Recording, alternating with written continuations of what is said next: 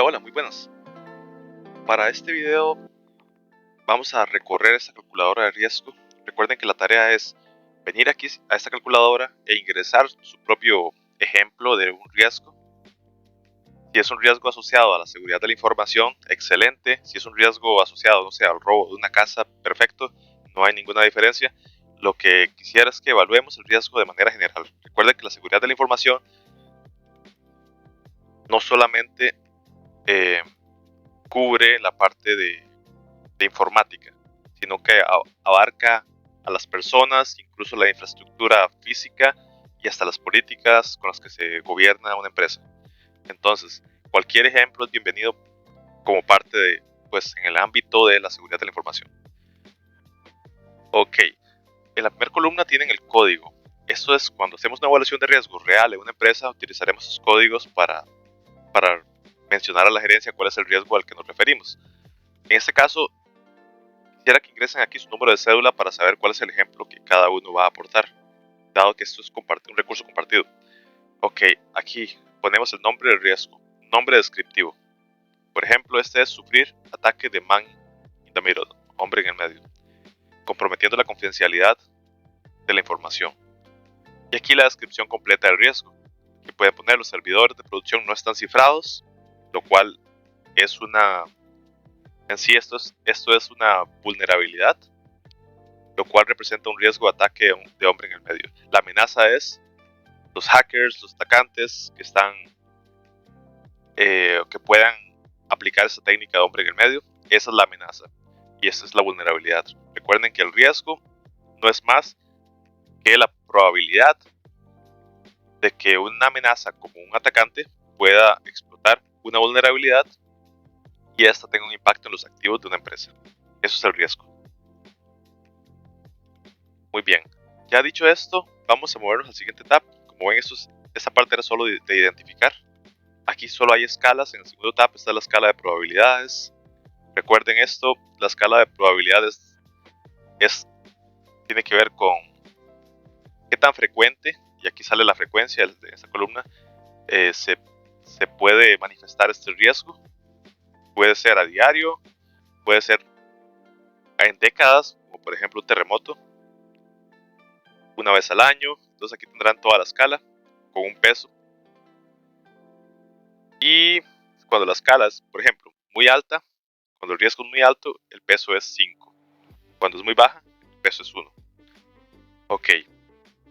Lo mismo sucede con la escala de impacto. Empieza de muy bajo a muy alto. La descripción aquí indica que el impacto puede ser ignorado de manera segura cuando es muy bajo, y cuando es muy alto es un evento extremo, catastrófico, que puede implicar un impacto financiero o reputacional. Por ejemplo, un hackeo donde extraigan información de los clientes, de tarjetas bancarias o de crédito, te expongan al público, tiene un impacto reputacional tan fuerte que puede hacer que la empresa quiebre. Entonces el peso es 5 en ese caso. Muy bien, estos dos tabs que acabamos de ver son simplemente escalas que vamos a utilizar para la calculadora. Está la parte de análisis del riesgo. Venimos aquí, le damos clic en la fila y vamos a elegir nuestro número de cédula, que es el riesgo que estamos ingresando. Aquí ya lo tengo elegido. Cuando lo eligen, ingresen la probabilidad de que ese riesgo se manifieste. Ustedes conocen cuál es el riesgo que están ingresando. Si están ingresando riesgo de que se roben, que se metan a la casa a robar, pues tal vez no sea un riesgo bajo. Depende de dónde estés ubicado, puede ser un riesgo medio o alto. ¿Quién va a conocer estos detalles? Pues la gerencia. Al final, si estás haciendo esta evaluación en una empresa, son a los gerentes y dueños de las principales funciones o de las funciones críticas del negocio los que conocen esa parte de negocio, el contexto en el que corren, y pueden decidir si la probabilidad de que ese riesgo se manifieste es alta o baja en toda la escala de grises que puede tener esto. Ok, entonces ustedes van a elegir, según su riesgo, cuál es la probabilidad. El impacto, pues sucede lo mismo. Dependiendo del impacto que elijan, aquí se va a marcar el peso que tiene ese impacto. Con eso se multiplica la probabilidad por el impacto y genera el peso del riesgo. Eso se le llama valor inherente del riesgo. Es un valor propio del riesgo. De hecho, más adelante lo veremos como riesgo inherente. Recuerden que es 8 en este ejemplo. Esto es importante que lo tengan en mente para cuando ingresen sus ejemplos, que sigan este número. Ok, vamos a la parte de evaluación del riesgo. Aquí simplemente, igual venimos aquí, le damos clic en esta parte y se va a desplegar todos los riesgos insertados. Simplemente agreguemos aquí, elijamos aquí nuestro riesgo con el número de cédula. Va a salir el valor de riesgo y la categoría que tiene en la tabla. Esa tabla, como ven aquí a la derecha, los categoriza por la probabilidad y el impacto.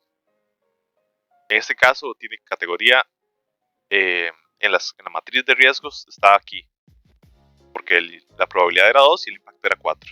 Entonces es un riesgo categorizado como medio. Tal vez la empresa pueda tolerar ese riesgo. Es decir, tal vez la empresa solo quiere tener una estrategia donde se aborden los riesgos que están en esta parte en rojo, los que tienen mayor impacto o mayor probabilidad.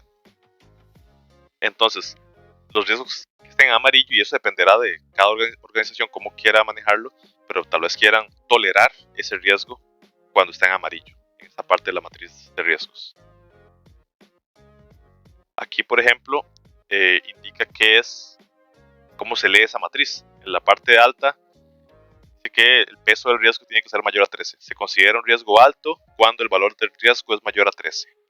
Cuando está entre 5 y 12 se considera medio. Y bajo es menor a 5. Entonces, ¿qué es la tolerancia del riesgo? Es el valor que la organización está dispuesta a tolerar basándose en estas medidas de peso. Tal vez dice el riesgo que estoy dispuesto a tolerar es de 12 para abajo o de 5 para abajo. Entonces significa que todos estos riesgos de aquí para arriba deben ser tratados. Y eso es lo que vamos a ver en el siguiente tab a continuación. En la parte de controles, de nuevo tenemos que venir aquí a la fila, elegir nuestro número de cédula, que es el riesgo que estamos ingresando.